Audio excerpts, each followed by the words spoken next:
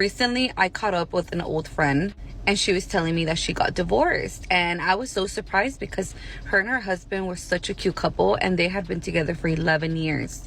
So I asked her, like, what happened? I figured something bad happened. She's like, honestly, I was just bored. Like, my husband, all he did was work. What's good, baby? This your boy Flint Flossie in the building. You know they say 40 to 50% of marriages end in divorce.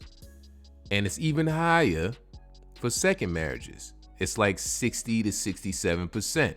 Now, those are some high numbers. You'll hear some say the biggest cause is financial reasons or infidelity.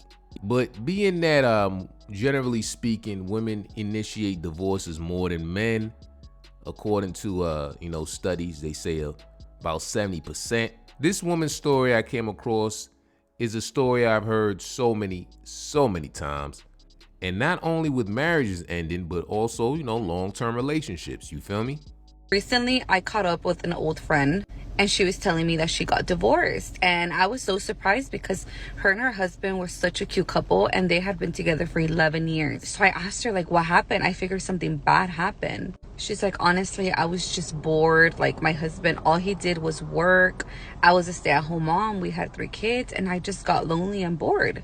And she says that when she would bring it up, like, he would take her out, but it was just boring to her. Like, she needed some excitement in her life. She just felt like she was just a mom and a wife, and her husband just wasn't doing that for her. And she had other friends that had, boyfriends, or like they had just got married and they were always going out, always going on vacation, always partying, like going to the club, going to the bar, hanging out with friends, and they did none of that. And when she would bring it up to her husband would always tell her, like, I gotta work. Like, they had a big house. They had nice things. Like, he was just trying to work. So they ended up getting divorced. And now, she's single. She lives alone. She's working. And she's dating. So then I told her, oh, well, that must be exciting, like dating and stuff. And she's like, no, I fucking hate it. And I was like, why? And she's like, because all they want to do is just have fun. They just want to go to the club. They just want to go to the bar.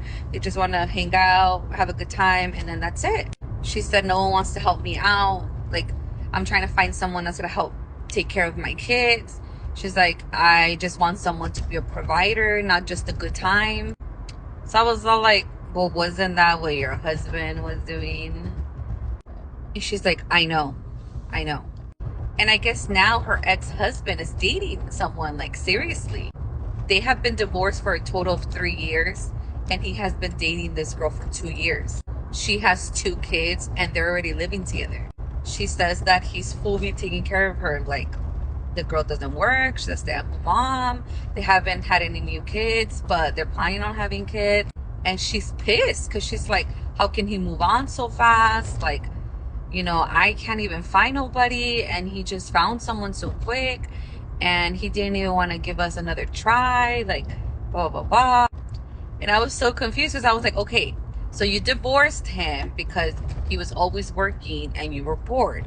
So now you're single, going out, having a good time, dating, but you don't like that. Now you want someone to take care of you, a provider.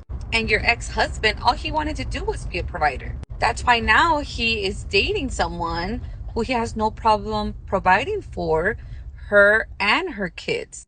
And she's pissed because she's like, why would he go and find someone who has kids? Like, he already has kids. Why would he want to take on that responsibility? And I'm like, wait, aren't you looking for someone to take on that responsibility? Hey, this story is common these days, making such a critical life decision off of a temporary emotion. She really thought there was shinier plates in the dishwasher. But after she seen all those spots and stains, she realized she done Scrooge McDucked up. And I blame a lot of this on social media. We are in a culture where divorce is glorified. It's not seen as a big deal as it once was.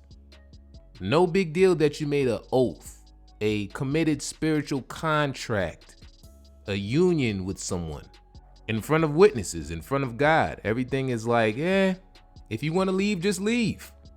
Don't try to work it out. Why? If I had $1 for every time I seen some type of faux lifestyle coach or whatever it is, you feel me? On TikTok, on Instagram, telling women like, yo, if you're not happy, just go. Leave. Yes, he's a good man. Yes, he's a provider. He's a great father. But you're not happy and just go. Like, what? What happened to working things out? There was a point in time where divorce was shamed. And but now, I'll be seeing divorce parties, and I'm like, divorce parties? Like, granted, every instance is different, of course. Sometimes things call for a divorce. Of course, if there's some abuse or anything, some things are inexcusable. But you just bored? I mean, come on, shorty. You bored? I'm just bored. Gotta go.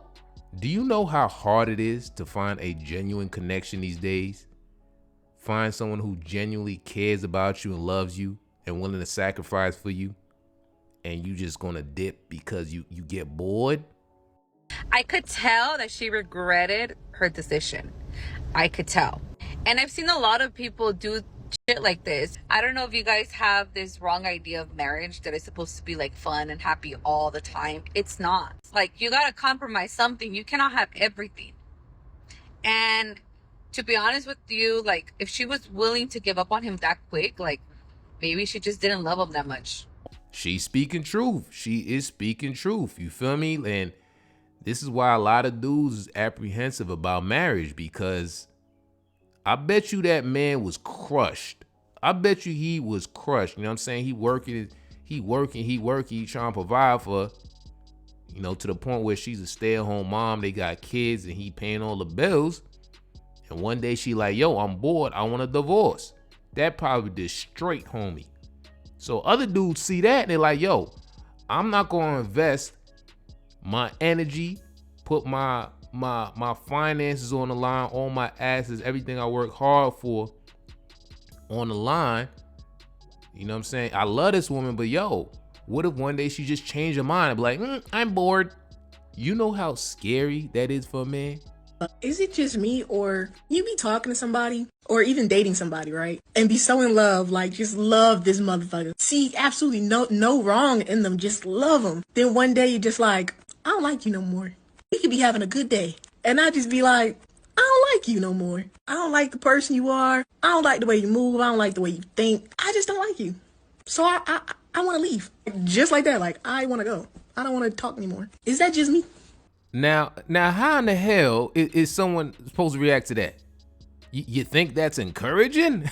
I mean, come on, Now, of course, all women are not like this, but he don't know who's from who, which from what. I often hear women say that men are afraid of commitment. I beg to differ. I think men nowadays are more so afraid of it not working out. And prenups ain't always as airtight as people think. That's the crazy part.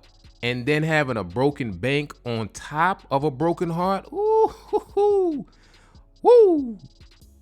So, ladies, if you find a real one out there to lock you down, love you, provide for you, know what I'm saying? Like, yo, think long and hard before you decide to leave him because you're bored. All right? But let me know what y'all think about this. Always love reading y'all thoughts.